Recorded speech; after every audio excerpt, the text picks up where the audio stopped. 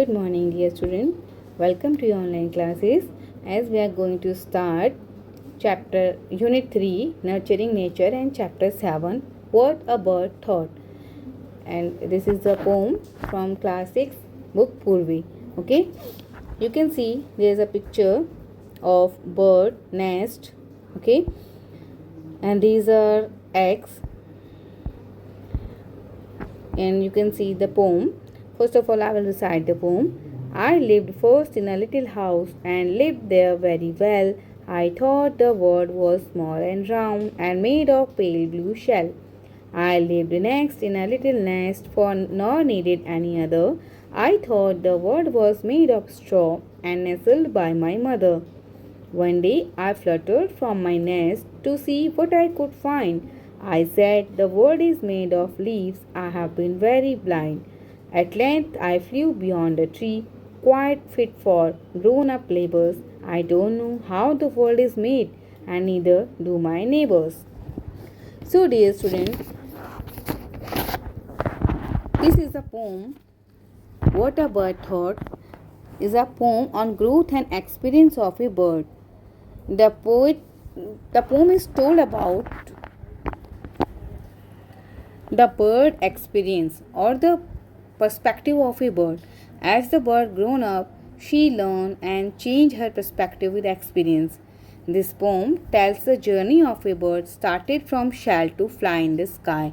Means ये जो pome है ये इसमें बर्ड अपने बारे में बताती है कि वो क्या उसको पूरी लाइफ में एक्सपीरियंस होता है और उसकी जो लाइफ है वो कैसे एक एग शेल से स्टार्ट होती है और जब वो इंडिपेंडेंट हो जाती है and she learns how to fly in the sky. So we will move to the first stanza. I lived first in a little house and lived there very well.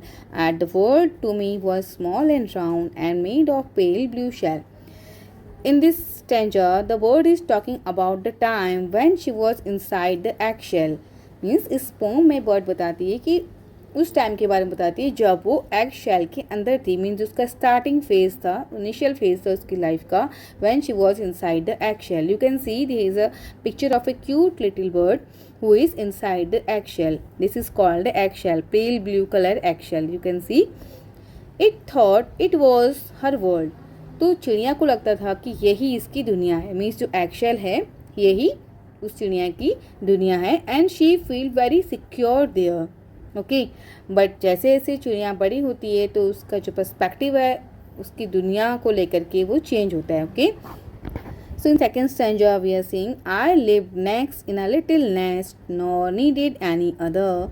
I thought the world was made of straw and covered by my mother and nestled by my mother. Nestled means being protected by mother bird.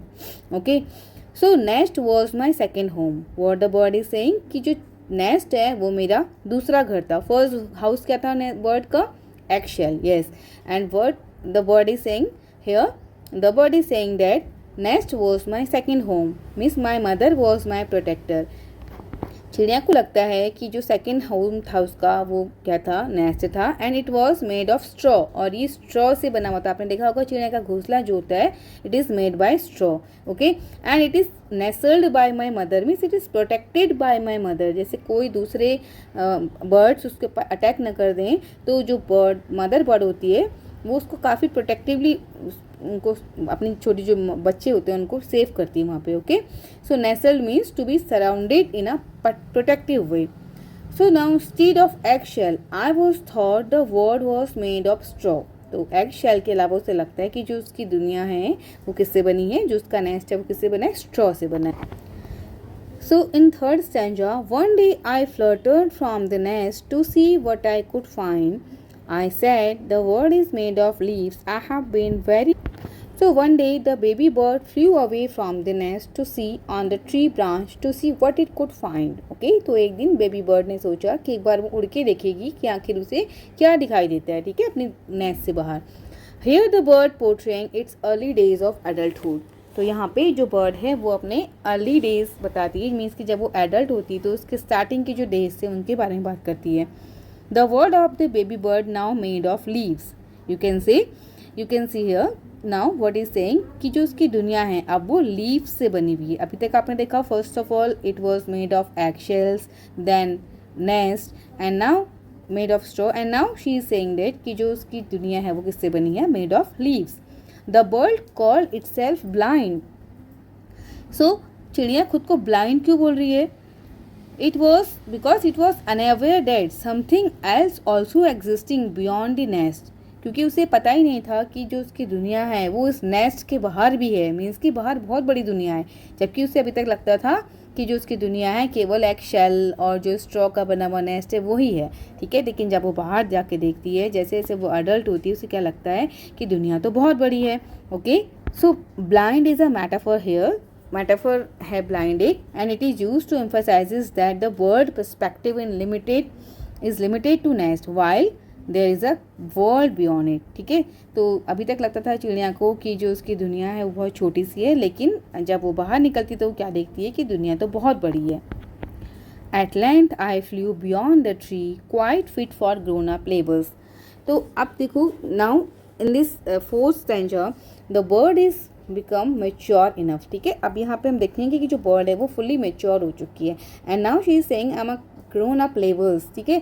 Means now she is responsible enough and I don't know how the world is made, and in this stanza word she is saying कि मुझे नहीं पता कि सच में ही दुनिया किस चीज़ से बनी है। आई नीडर डू माई नेबर्स, और ना ही मेरे जो नेबर्स हैं, मीन्स की जो अदर बर्ड हैं, उन्हें भी नहीं पता कि दुनिया कैसे बनी है।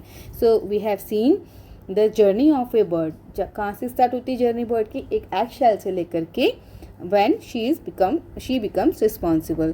So it's not a journey of a bird only, it's a journey of yours, है ना। ये आपकी भी जर्नी, क्योंकि आप भी जब छोटे बच्चे थे आपको लगता था कि जो आपकी दुनिया है वो केवल आपके मम्मी पापा और आपके भाई बहन तक ही सीमित है, मीन्स कि आपकी फैमिली तक ही सीमित है।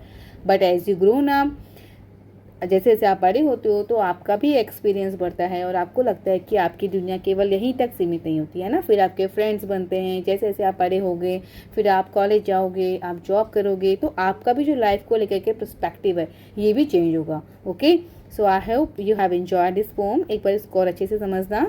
Thank you.